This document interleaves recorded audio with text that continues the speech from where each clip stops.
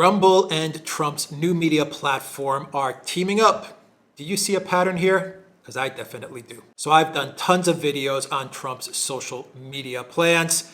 He has Truth Social Media. He also has, on top of Truth Social Media, Trump Media and Technology Group, known as TMTG, which is ramping up its launch sometime in 2022. The group has already secured somewhere north of $1 billion in funding, and it's gearing up to go and gearing up to take on big tech. And not only big tech, they're gearing up to take on mainstream media as well as streaming media. About a month ago, we had the huge news that Rumble was buying Locals, and they were acquiring a membership social media platform to be integrated into Rumble.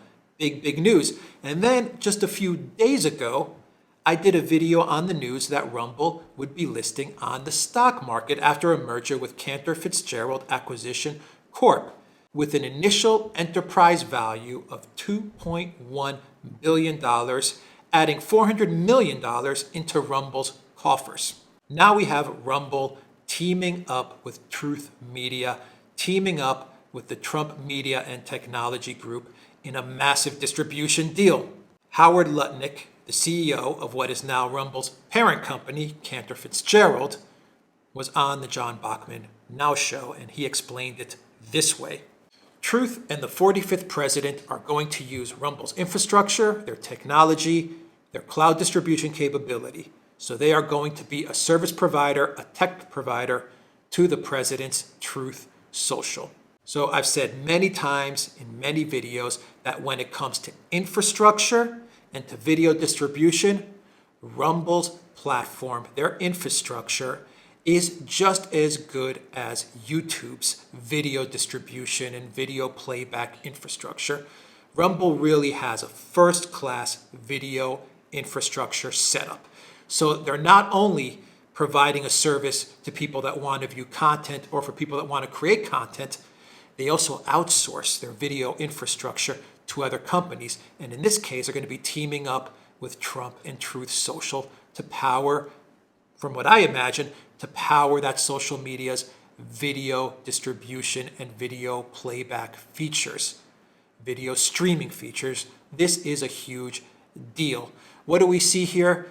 We see that Rumble is becoming the center point of what is going to be a new technology revolution. A technology free speech revolution is probably a better way to put it. Rumble is the centerpiece to this free speech social media ecosystem. And now that Trump is fully on board with Rumble and he's bringing his Truth Social Media with him, well, you've just got a big piece of the puzzle figured out. And that is, how do you get mass adoption? How do you get big marketing out there? You got the best marketer in the freaking world now, and that is Donald J. Trump. Oh, and one more bit of interesting news. Devin Nunes, the GOP Republican congressman from California, one of the congressmen that helped expose the hoax that was Russiagate, well, he's going to be stepping down. He's going to be retiring from Congress in order to be CEO of Trump's new social media platform and media startup. To me, that signals a hell of a lot of confidence in and around Trump's social media project. Anyway, let's get back to Rumble, because Rumble is the key to all of this. This is how it's shaping out. Rumble is the center to all of this free speech social media ecosystem. How big is Rumble? Just how big is Rumble right now? Well, according to Newsmax, in direct competition with YouTube, Rumble has grown quickly, reaching a 15% market share among US users over the past year. Should YouTube be worried? Hell freaking yeah. 15% in the US right now, that is a significant percentage. Rumble is a big player, really big player. When you add Trump to the mix, what if that becomes 30%? What if Trump pushes that to 40%? Trump is going to be bringing with him 80 million viewers. 80 million viewers to this ecosystem. Whether you're calling it Truth Social, Rumble, it's an ecosystem now. Locals It is all one free speech ecosystem. And Trump is going to be bringing so much marketing muscle. So this 15% is right now, and it is just in the US. Trump has a huge following overseas as well. If that 15% gets to 30%, what if it gets to 40%? I know there are a lot of big concerns with the fact that Rumble is now essentially part of Cantor Fitzgerald. It's now in the corporate world. It's now part of Wall Street. You can make that argument. It's now part of Wall Street. And so the censorship and the deplatforming and all that stuff will just come back to Rumble in much the same way that it plagues and it affects YouTube. Perhaps that might happen, but it's not going to happen now. And if it does happen, it's going to probably happen 5, 6, 7, 8 years from now. Well, a lot could change in 5, 6, 7, 8 years. So worst case scenario, even if Rumble does start to get infected by all of the woke Wall Street BS, it does buy us 3, 4, 5 years of free speech time. We also have to realize that Cantor Fitzgerald is a bunch of people who want to make a bunch of money. And there is a big business opportunity in targeting consumers who want free speech, in targeting content creators who want free speech, in targeting businesses that have been persecuted by big tech and the Silicon Valley oligarchs. This is a big, big market group.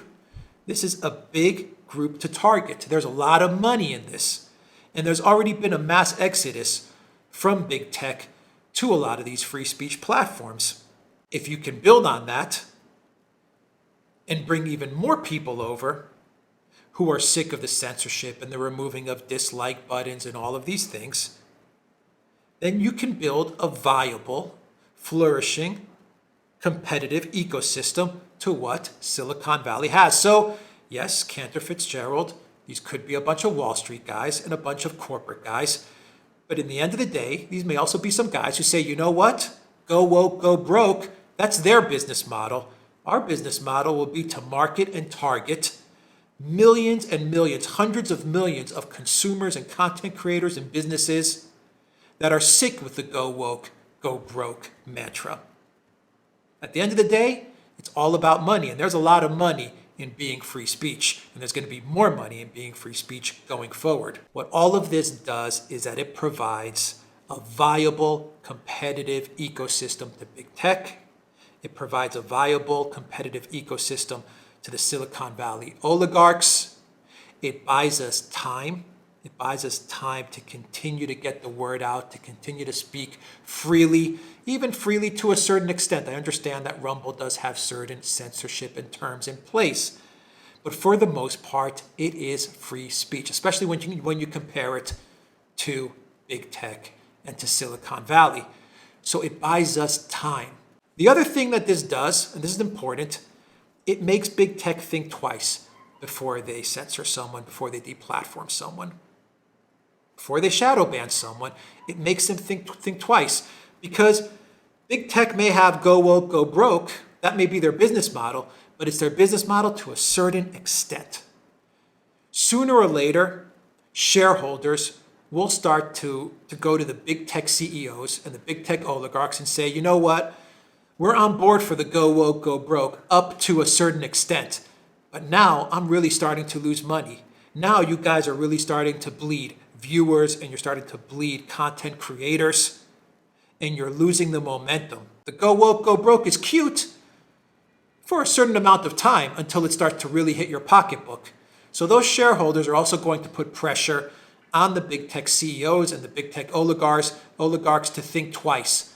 Because just remember, in social media, momentum is everything. And when one company or one platform has the momentum, and another platform is losing that momentum, the paradigm switch that could take place from one property to another is instant. Once people start to leave a platform, it's like an avalanche. It's like a waterfall. When I look back at MySpace right now, it seems like it collapsed in a day, and everyone just migrated to Facebook. Literally, to me, it feels like it took one day for MySpace to collapse and Facebook to rise. They were just making mistake after mistake after mistake, and sooner or later, you hit that tipping point. And when you hit that tipping point and everyone just kind of sits there on MySpace and they say, gosh, everyone's on Facebook now. What am I doing here? Then it's over. So these things can happen quickly. And big tech is going to have to wake up to the fact that they're losing momentum and that they've pissed off a lot of people. And have they gotten to that tipping point, to that point of no return, where they're not going to be able to stop the momentum of, say, a Rumble? Not yet. But if they don't wake up, they're going to get to that tipping point, and they're going to wake up one day and say, they're going to walk into the room and say, where is everybody? It's like going to an empty party. You walk in, you say, where is everybody? And then someone kind of nudges you and says, hey, you know, the party's over there. The party's down the street now.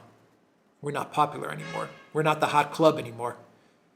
The new hot club is over there. That's where everyone's going to now. So anyway, that's the video, everybody. I understand everyone's concerns. I'm also concerned about this merger, this buyout of Rumble with Cantor Fitzgerald.